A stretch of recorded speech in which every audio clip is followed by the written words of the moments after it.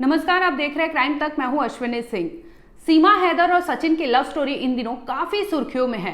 तमाम social media से लेकर इंस्टाग्राम पे आप देखेंगे तो इन्हीं के चर्चे हो रहे हैं।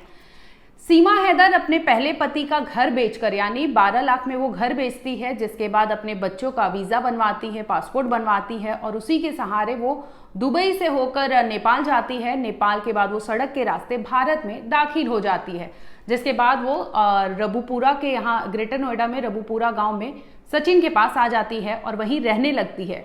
इसी दरमियान ये लोग अपनी शादी रजिस्टर कराने जाते हैं, जिसके बाद वकील ने पुलिस को खबर दे दी कि ये लड़की सीमा के रास्ते से यानी गलत तरीके से, अवैध तरीके से बॉर्डर क्रॉस करके भारत में आई है और वो सचिन से शादी रचाने जा रही है, यानी कोर्ट मैरिज के लिए आवेदन दे रही थी।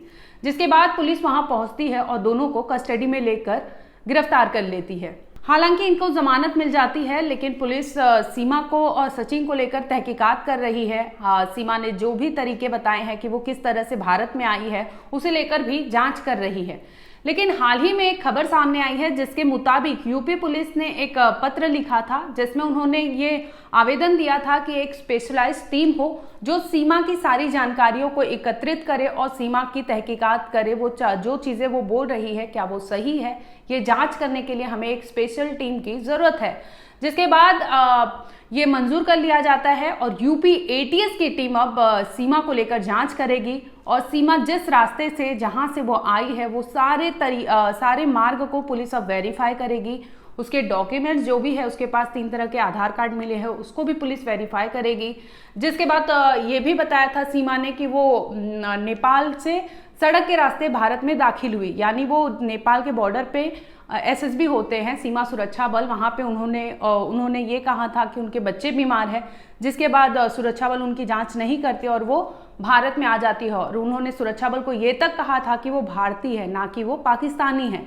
जिसके बाद वो रबुपुरा के गांव में ग्रेटर नोएडा में रहने लगती है। आपको बता दें, इस मामले की जांच अब यूपी एटीएस की टीम करेगी, यानी सीमा का जिस तरीके से वो भारत में दाखिल हुए है, वो रास्ता, वो पासपोर्ट, वो वीजा, सारे डॉक्यूमेंट्स को अब यूपी एटीएस की टीम वेरीफाई करेगी।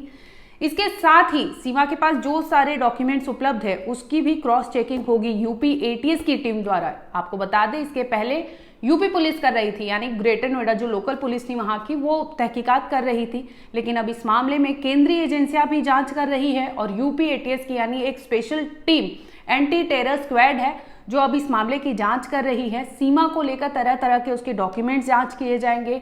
वो किस तरह से बॉर्डर से भारत में आई है उसको वेरीफाई करेगी यूपी एटीएस की स्क्वाड टीम। और इसके साथ ही यूपी एटीएस ये भी वेरीफाई करेगी कि सीमा जो कुछ कह रही है क्या वो सही है। अगर वो रहने की बात कर रही है कि वो पाकिस्तान में कहाँ रहती थी, फिर उसके बाद वो किस तरह से भारत में आई, यहाँ तक कि उसने ये तक बोला कि पबजी के सहारे वो सचिन के कांटेक्ट में आई, यानी साल 2019 में वो पबजी खेलती है और उस गेमिंग के दौरान ही वो सचिन से मिलती है। अब यूपी एटीएस की टीम उस ऐप की भी जांच करेगी और उस जो पबजी गेम जिस जरिए से वो मिले थे उसकी भी तहकीकात करेगी कि क्या सीमा सही कह रही है। उसका जो प्रोफाइल था वहां पे वो वेरीफाई करेगी। यहाँ तक कि यूपी एटीएस की टीम सचिन की भी जांच करेगी, उसकी भी सारी कुंडलियां खंगालेगी कि क्या वो भी कहीं गलत तरीके से इसके उसमें तो शामिल नहीं है।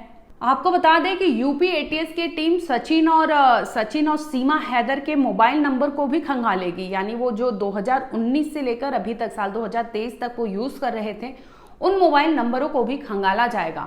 इसके अलावा ऑनलाइन जितने भी ऐप है जिसके थ्रू ये लोग ने बात किया है, चाहे वो इंस्टाग्राम हो, चाहे व्हाट्सएप कॉलिंग हो, चाहे जो तरीका हो, वो सारे ऐप को यूपी एटीएस अब खंगालेगी और ये जांच करेगी कि क्या सीमा सही कह रही है और उसने वो कॉल किया था कि नहीं। अगर उसने कोई भी चैट डिलीट किया है तो वो रिट्रीव करेगी पुलिस और ये पुख्ता करेगी कि सीमा की जो भी स्टेटमेंट दे रही है वो सही है कि नहीं, क्योंकि सीमा पाकिस्तान से गलत तरीके से भारत में दाखिल हुई है। तो इसमें लगातार उस पर ये चीज़ें मतलब ये तलवार तो लटक ही रही है कि कहीं वो जासूस तो नहीं, कहीं वो आईएसआई की एजेंट तो नहीं, कहीं वो किसी एजेंट के थ्रू यहाँ पे आई तो नहीं कोई मकसद पूरा करने के लिए।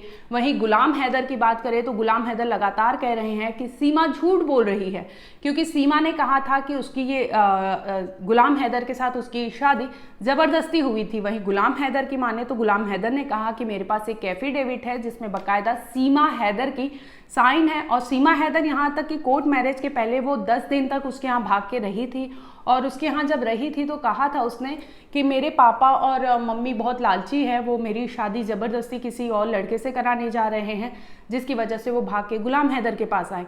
गुलाम हैदर ने उसे समझाने की बहुत कोशिश की और उसे कहा कि तुम अपने घर लौट जाओ, तो उसने इस पर कहा कि मैं जान दे दूंगी लेकिन घर नहीं जाऊंगी। इस पर गुलाम हैदर भी अपने इश्क में इतना लीन होता है कि वो मान जाता है सीमा की बातें। तो वहीं वो लोग एफिडेविट साइन करते हैं और उस एफिडेविट के बाद वो लोग निकाह कर लेते हैं, यानी कोर्ट मैरिज करते हैं। आपको बता दें कि भले ही सीमा हैदर को फिलहाल जमानत पर वो बाहर है, लेकिन केंद्रीय एजेंसियां यानी केंद्र की जो खुफिया एजेंसी होती है वो लगातार पाकिस्तान में जांच कर रही है कि सीमा जो कुछ भी कह रही है क्या वो सही है, कहीं सीमा बरगला तो नहीं रही है, कहीं सीमा किसी और मकसद से तो नहीं आई है, और यहाँ तक कि वो अपने 4 बच्चों को भी लाई है। इसी के मद्देनजर पुलिस सचिन पर भी डाउट कर रही है कि सचिन का भी बैकग्राउंड खंगाल रही है। यहाँ तक कि दोनों जिस ऐप के थ्रू बातें करते थे, वीडियो कॉल शेयर करते थे, उसकी भी पुलिस तहकीकात करेगी, यानी यूपी एटीएस की टीम इस सारी चीज़ों को, सारे एंगल को खंगालेगी कि कहीं सीमा कहीं हमें बरगला तो नहीं रही है, कहीं किसी और मकसद से तो वो भारत नहीं आई है।